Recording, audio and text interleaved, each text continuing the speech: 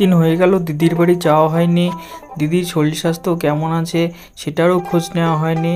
যাই কদিন দিদির বাড়ি থেকে ঘুরে আসি, দিদির খোঁজ নিয়ে আসি। হ্যাঁ, ঠিকই বলেছ।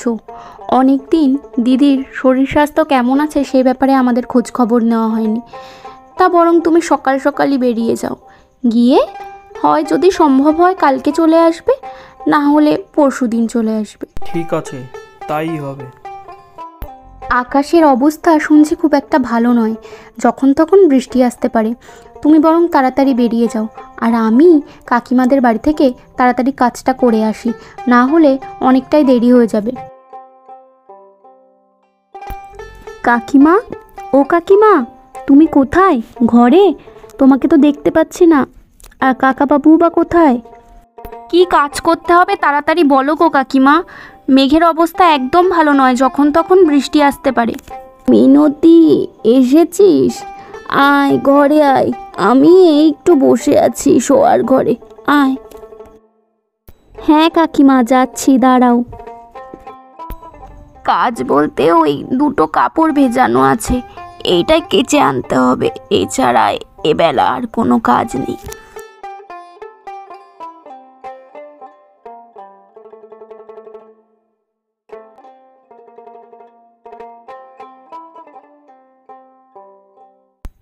বাবা, মেঘের কি হাল! দেখে মনে হচ্ছে এক্ষুনি আমাকে গিলে খায়। মেয়েটা বাড়িতে একা একা রয়েছে। যাই, তাড়াতাড়ি হাতের কাজটুকু সেরে কাকিমার সাথে দেখা করে তাড়াতাড়ি বাড়ি চলে যাই, না হলে আমার মেয়েটা আবার ভয় পাবে। ওর বাবাও তো আজকে বাড়ি নেই। তুই তখন জিজ্ঞাসা করছিলিস না তোর কাকা বাবু কোথায়? উনি তো বাড়িতে নেই, বেরিয়েছেন, ছেলের কাছে গেছে। অনেক দিন তোর সাথে দেখা হয়নি, আমি বললাম যাও ছেলেটার সাথে গিয়ে দেখা করে এসো। বলছিল আজকেই ফিরবেন, কিন্তু আমি বললাম ওই কলকাতা থেকে এত রাতে আর ফিরতে হবে না গো, কালকেই তুমি ফিরো। উনিও তাই বললেন, সেই জন্যই দেখতে পাচ্ছিস না।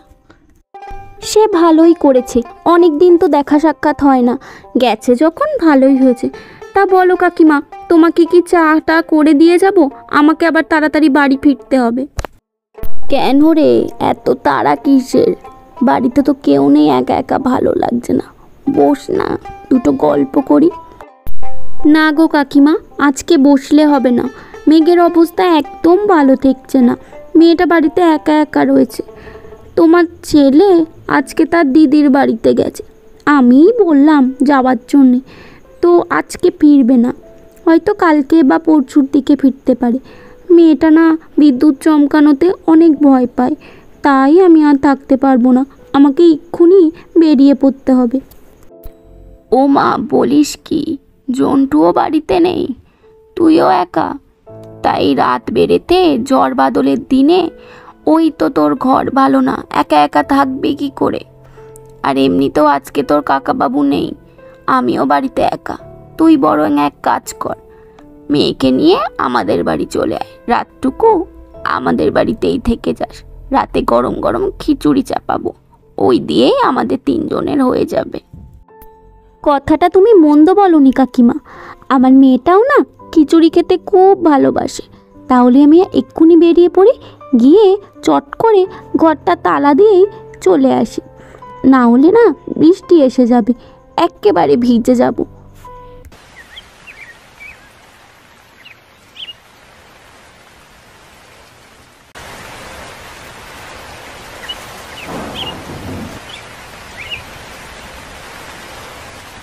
কাকিমা, কাকিমা, দরজা খোলো, বৃষ্টিতে একদম ভিজে গেলুম গো, দরজা খোলো। বাবা, কখন থেকে দরজা ধাক্কাচ্ছি, এতক্ষণ লাগে নাকি দরজা খুলতে? তাড়াতাড়ি দরজা খুলতে তো পারতে, দেখো পুরো আমরা ভিজে গেছি, আর যা বৃষ্টি পড়ছে জানো, পথঘাট সব বন্ধ হয়ে গেছে, জলে জলাকার। ও মা, সত্যি তো তোরা ভিজে গেছিস, আয় আয় শিগগির ঘরে আয়। আসলে কারেন্টটাই দেখ না এক্ষুনি চলে গেল, তাই তো হেরিকেনটা ধরাচ্ছিলাম, ওই জন্য খুলতে একটু দেরি হলো। আয় আয়, তাড়াতাড়ি ভেতরে আয়। বৃষ্টিটা বেশ ভালোই জোর দিয়ে এসেছে। চ রান্নাঘরে দেখি খিচুড়ি চাপাই গিয়ে, আর তুই বেগুনটা কেটে দিবি, গরম গরম বেগুন ভাজা করব। এই যে তোরা এসেছিস, এই যে রান্না করে খাচ্ছি, কি ভারী যে সুন্দর লাগছে, তোকে বলে বোঝাতে পারবো না। সেই ছোট্টবেলাটার কথা মনে পড়ে যাচ্ছে।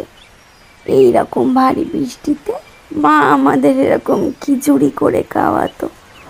আহ, সেই দিনটা মনে পড়ে গেল আজ। ঠিক বলেছ কাকিমা, সেই পুরনো দিনের কথাই মনে পড়ে যায়। এই মুষলধারে বৃষ্টিতে মা আমাদের জন্য ডালে চালে ঘোটা খিচুড়ি রান্না করে দিত।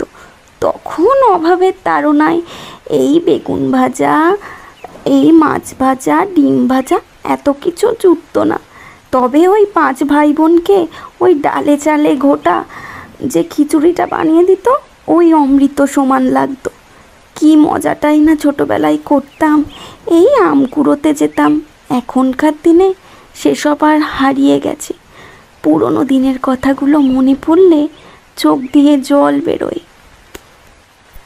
যে দিন যায় তা কখনো ফিরে আসে না।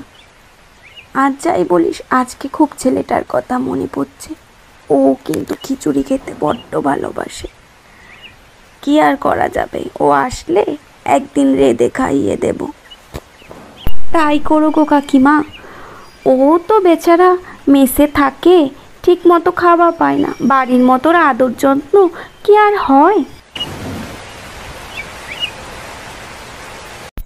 ডিম ভাজা, খিচুড়ি, বেগুন ভাজা, মাছ ভাজা, পাঁপড়।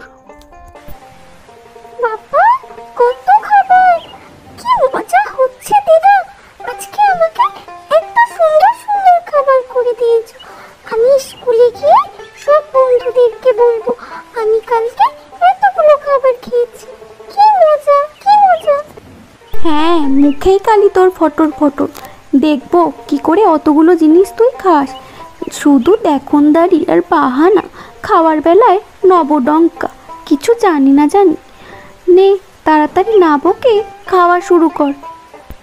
আচ্ছা, হয়েছে হয়েছে। তুইও না অত বকাবকি কেন করছিস মেয়েটাকে? ও যেটুকু খেতে পারে ওইটুকুই খাক।